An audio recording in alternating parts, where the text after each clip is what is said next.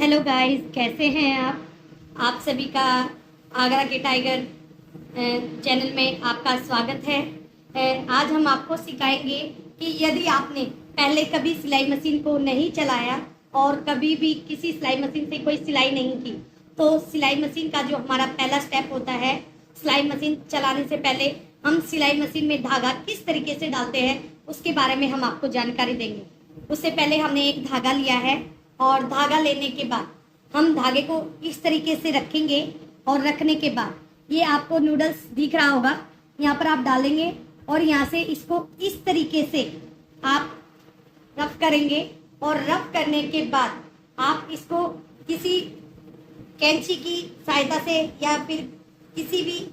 हाथ की सहायता से इस धागे को तोड़ेंगे और तोड़ने के बाद जो आपको ये दिख रहा है, रिफिल दिख रहा है, इसमें आप इस धागे को डालेंगे और डालने के बाद आप धागे को अच्छी तरीके से खींचकर आप सिलाई मशीन में धागे को डाल सकते हैं।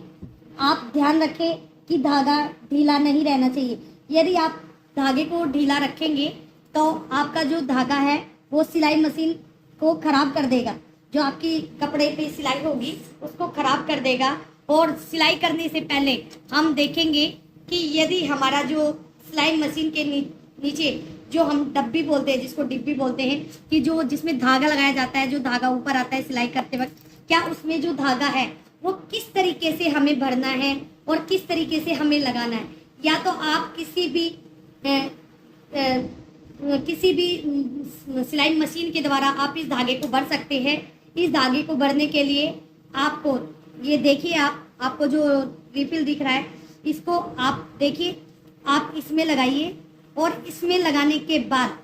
इसको दबाइए और दबाने के बाद आप इस धागे को इस तरीके से भरिए। धागा भरने से पहले आपने जो धागा अंदर डाला है उसको आप इस तरीके से